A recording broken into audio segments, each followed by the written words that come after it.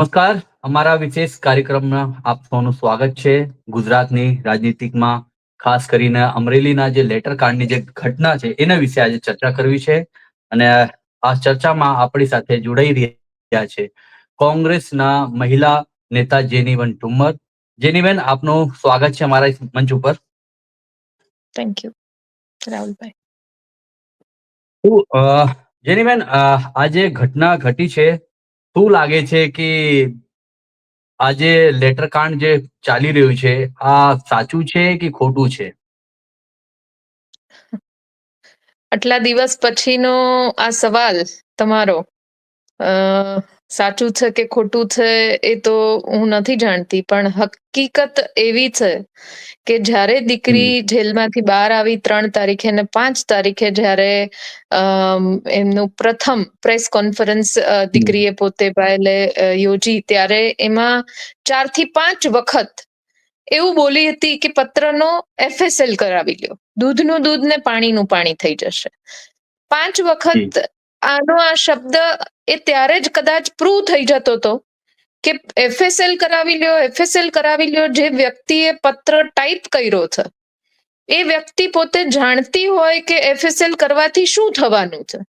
જો એ ખોટું હોત તો એ FSL ની વાત કરી જ ન હોત, કારણ કે પોતે સ્વતંત્રતાથી આખી પ્રેસ કોન્ફરન્સ પોતે એના જવાબો આપી રહી હતી. એટલે મને લાગે છે ત્યાં સુધી આપણે બધાને ત્યારે જ સમજી જવાની જરૂર હતી કે FSL કરાવવાનો મતલબ શું. તો એનો મતલબ એ કે નકલી પત્રકાંડ ના બદલે આ જ પત્રકાંડ ટર્ન કે ટ્વિસ્ટ આખા ઘટનાનો આવી શકે એમ છે. એનો કહેવાનો મર્મ જે મને ગઈકાલે જ હજી ખબર પડી કે પત્રનો FSL રિપોર્ટ આવી ગયો છે. ગુજરાત સરકારના એક ખૂબ અંગત વ્યક્તિએ વાત કરી કે આનો રિપોર્ટ આવી ગયો છે ને એ રિપોર્ટ સરકારને જ્યાં મોકલવાનો હતો, ઇન્વેસ્ટિગેટિંગ ઓફિસર કે જે આખી કેસનો તપાસ કરતા હતા પરમાર સાહેબ, એમના સુધી પહોંચી ગયો છે. એટલે શું સાચું શું ખોટું એ ગુજરાતની જનતાને ખૂબ ટૂંક સમયમાં જાણવા મળશે. પણ મારું સ્પષ્ટપણે માનવું છે કે આખા એ કેસનો કદાચ ટર્ન એવો આવી શકે કે જે આરોપી છે એ જ ફરિયાદી બની જાય ને જે ફરિયાદી છે એ ખોટી ફરિયાદ કરવાના લીધે આરોપી બની શકે. તો એમાં કોઈ જ નવાઈ ગુજરાતની જનતાને નહીં લાગે એવું મારું માનવું છે રાહુલભાઈ. જેનીબેન, આપે પણ એક મહિલા છો. આ આખી ઘટના જે પાયલબેન સાથે થઈ છે કેવી રીતે આપે જોવો છો? હાલાકી તમે તો સાથે જ હતા પાયલબેન જોડે અત્યાર સુધી, અને ગઈકાલ 2 દિવસ પહેલા બી આપણે DGP પાસે આપે લોકો મુલાકાત કરવા ગયા છો.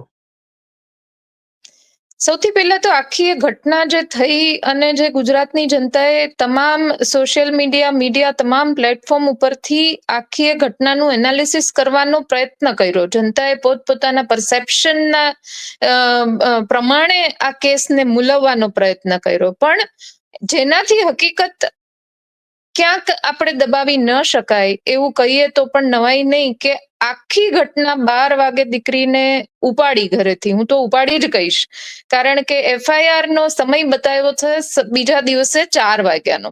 એટલે 12 વાગે ઉપાડીથી લઈને 4 વાગે ફરિયાદ નોંધી ત્યાં સુધી 17 કલાક એવી તો શું પૂછપરછ કરી. અને પૂછપરછ કરી તો પહેલા દિવસે જ દીકરીએ કહી દીધું હતું કે હા, પત્ર મેં ટાઈપ કર્યો હતો, હા પત્ર મેં પોસ્ટ કર્યો હતો. પછી એનો રોલ શું હતો? છતાં પણ પોલીસ દ્વારા 1 દિવસનો રિમાન્ડ વધારવામાં આવ્યો. રિમાન્ડ વધારીને એને પટ્ટા મારીને બીજું શું બોલાવવા માંગતી હતી પોલીસ એ હજી સુધી સમજી નથી શકાયું. હું આશા રાખું છું કે હવે જે આખા કેસની તપાસ નિર્લિપ્ત રાયને સોંપવામાં આવી છે એ જ આ બધાનો જવાબ આપશે કે આવું શું કામ કરવામાં આવ્યું. સાથે સાથે જ્યારે 3 તારીખે દીકરી જેલમાંથી બહાર આવી એની પહેલા આગળના દિવસે એટલે કે 2 તારીખે 169 ની કલમ મુજબ પોતે એટલે પોલીસે પોતે એફિડેવિટ કરી દીધું કે આખી FIR માંથી દીકરીનું નામ કમી કરાવી દેવાનું. આ કમી કરાવી દેવાનું એનો મતલબ કે હવે પોલીસને દીકરી માટેની કોઈ ફરિયાદ કરવાની કે કોઈ પણ એની પાસે હવે કોઈ કારણ વધ્યું નથી. છતાં પણ SIT ની રચના કરી, બીજી 5-6 કલાક સુધી પૂછપરછ કરી, કયું મેડિકલ ચેકઅપ કરવું હતું જેના લીધે રાત્રે 8 વાગે દીકરીને ફરી એક વખત ઘરેથી લઈ જવામાં આવી? એ ક્યાંક રિકન્સ્ટ્રક્શન કે SIT કે પૂછપરછ કે આરોગ્યની તપાસના બહાના હેઠળ બીજું ક્યાંય નહોતા કરવા માંગતા કે કેમ? આ બધા જ સવાલો હજી પણ ત્યાં ને ત્યાં ઉભા છે. 7 દિવસ જે દીકરી યાતનાઓ વેઠી છે, જે જેલમાં ગઈ, 12 વાગે દીકરીને ઘરેથી ઉઠાવે તો એના પરિવારની શું હાલત થાય મેં પોતે જોઈ છે રાહુલભાઈ. કેવી રીતના એના પપ્પા આખાએ આ ડિપ્રેશનમાંથી બહાર આવ્યા. મારા ગયા પછી બીજા દિવસે સાંજે, હું સવારે ગઈ, એના બીજા દિવસે સાંજે તો એ બોલતા થયા. ત્યાં સુધી તો એને બોલવાના હોશ નહોતા.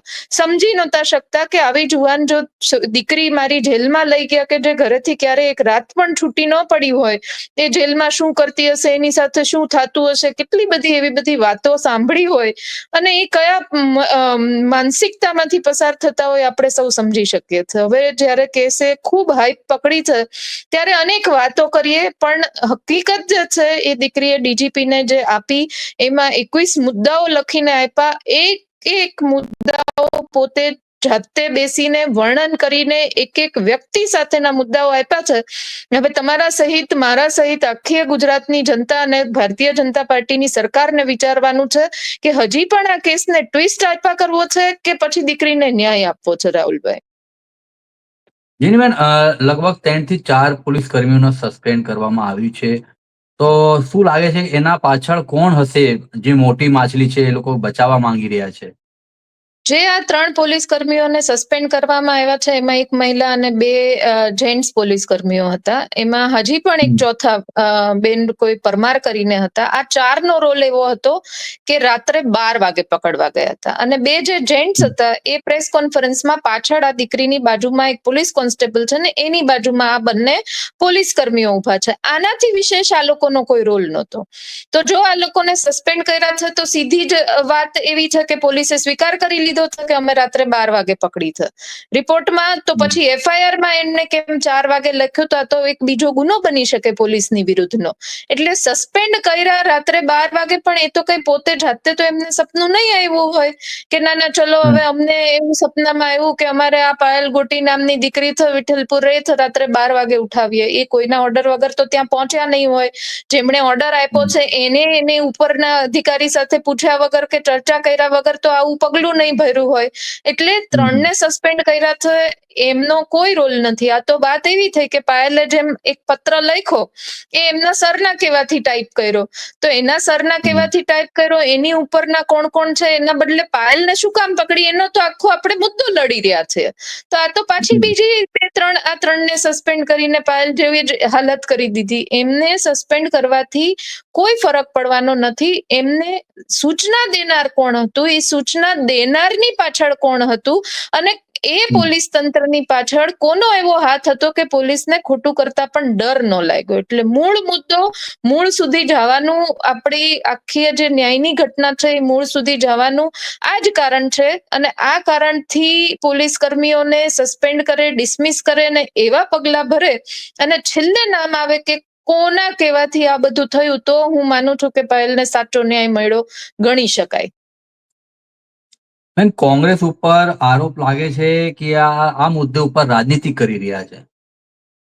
હું એવું માનું છું કે જો આરોપ લાગતા હોય અને કોઈને સાથે ઊભું રહેવું, ખભે ખભો મળાવવો, એના પરિવારની વેદના સમજવી, એ જે માનસિકતામાંથી પસાર થતા હતા એ મેં પોતે જોયા છે. અને જો આને રાજનીતિ કહેતા હોય કોઈની રક્ષા કરવાની તો એ રાજનીતિ ગણી શકે. જો આને માનવતા કહેતા હોય તો માનવતા ગણી શકે. મેં પહેલા દિવસથી કીધું હતું કે રાજનીતિ નહીં થવા દઉં, તો ત્યારે હું કોંગ્રેસના ધાડે ધાડા પણ ઉતારી શકતી હતી કે હું અહીંયા બેઠી છું, ચલો સિમ્પથી આપવા માટે આવો વિઠ્ઠલપુર, બધા રાત્રે સભા કરીએ, ન્યાય અપાવીએ, ચલો સરપંચ ક્યાં છે, આ બધા જ નાટક થઈ શકતા હતા. એ ગુજરાતની જનતાએ ને બધાની સામે સ્પષ્ટ છે કે એક પણ મીડિયા વાળા એમના પરિવારને મળવા માટે આવતા હતા તો પણ હું કહેતી હતી કે હજી જ્યાં સુધી દીકરી બહાર ન આવે ત્યાં સુધી આ પરિવાર સાથે રાજકારણ નહીં થવા દઉં. ખાલી ખોટા શો કરીને, સીન કરીને રાજકારણની અનેક પદ્ધતિઓ હોય, પણ 3 તારીખ સુધી, જ્યાં સુધી પાયલ બહાર ન આવી ત્યાં સુધી એના પરિવારને રક્ષણ આપવાની જવાબદારી લીધી હતી. અને જો એને રાજનીતિ કહેતા હોય તો હું આ રાજનીતિથી ખુશ છું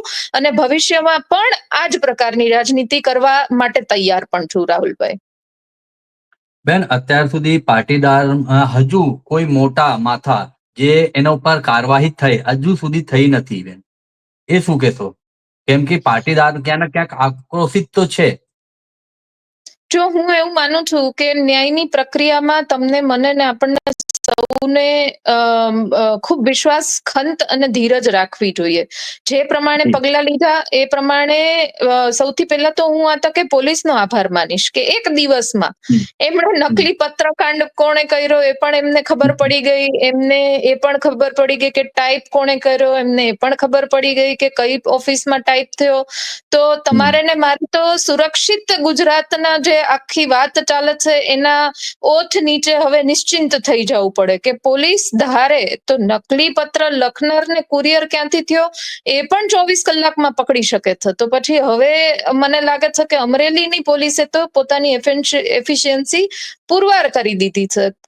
પાટીદાર સમાજ કે અન્ય કોઈ પણ સમાજ પહેલા દિવસથી કહીએ છે કે 18 વર્ણમાંથી કોઈ પણની પરિવારની દીકરી સાથે આ થાય તો એ ન થવું જોઈએ ને આ ખૂબ નિંદનીય થયું છે કે રાત્રે 12 વાગે. એટલે પાટીદાર સમાજ એ 2 કરોડની આસપાસ ગુજરાતમાં એની વસ્તી છે, ખૂબ સમૃદ્ધ સમાજ કહી શકાય ને એ સમાજની દીકરી સાથે જ્યારે આવું થતું હોય ત્યારે આખો સમાજ, અને મને આનંદ પણ થાય છે કે જ્યારે આ બનાવ બન્યો ત્યારે આખા સમાજે સોશિયલ મીડિયા અનેક પ્લેટફોર્મ ઉપરથી પોતાનો રોષ પણ વ્યક્ત કર્યો છે. એટલે આને જ્યારે ન્યાય મળશે પાયલ ગોટીના દીકરીને કે એની સાથે આ થયું કેમ, એના તમામ જવાબો જ્યારે મીડિયાના માધ્યમથી કે સોશિયલ મીડિયાના માધ્યમથી સામે આવશે ત્યારે સમાજ પણ સમજી શકશે કે કોઈ પણ પ્રકારે જ્યારે આવા ઘટનાઓ બને છે ત્યારે આપણે એને જો રક્ષણ પૂરું નહીં પાડીએ, એના ટેકે નહીં ઉભા રહીએ, એને ક્યાંક ખભે ખભો નહીં મળાવીએ તો આવી અનેક પાયલો હશે કે જે આપણા સુધી નજરમાં પણ નહીં આવે અને ન્યાય સુધી પહોંચી પણ નહીં શકે. એટલે કોઈના ઉપર બ્લેમ નથી કરવો, કોઈના ઉપર લાંછન નથી લગાડવું, કોને પોતાને શું સમજ્યા, શું કામ, કેવી રીતના પગલાઓ ભર્યા, કેમ સામે ન આવ્યા, કેમ જવાબો ન આપ્યા, એનાથી પણ વિશેષ અત્યારે એક જ માંગણી છે કે પાયલને ન્યાય મળે. રાહુલભાઈ બેન, લાગે છે શું આ ભાજપની જે અંદરની લડાઈ છે જેના કારણે પાયલ ગોટીની સજા મળી છે? જો હું તો એક જ વાત માનું છું કે કોઈ પણની અંદરની લડાઈ હોય પણ તંત્રનું કામ, જે અધિકારીઓ છે એનું કામ એ પ્રજાની રક્ષા માટેનું, જ્યારે એમણે પોતે ભણીને આ ડિગ્રી પ્રાપ્ત કરી હોય, હોદ્દો પ્રાપ્ત કર્યો હોય, ત્યારે આજે ભાજપની સરકાર છે, ગઈકાલે કોંગ્રેસની સરકાર હતી, આવનારા સમયમાં કોઈ પણ સરકાર આવી શકે છે, પણ અધિકારી તરીકે જ્યારે પોતાની ફરજ ચૂકે છે ત્યારે આ પ્રકારની ઘટનાઓ થતી હોય છે. જૂથવાદ છે, સામે સરકારમાં પણ છે, એ બધી વાતોને ગૌણ ગણીને અધિકારીઓએ એટલે કે પોલીસ અધિકારીઓએ જો પોતાની ફરજમાં ચૂક ન કરી હોત તો આ ઘટના ન બની હોત. એટલે કોઈ પણને બ્લેમ આપવા કરતા હું તો પહેલા એવું માનીશ કે જે લોકો જે હોદ્દો ભોગવી રહ્યા છે એ પોતે હોદ્દાની ફરજનો ભાગ ભૂલીને આ કામ થયું છે, જેના લીધે પાયલ ગોટી આનો ભોગ બની છે.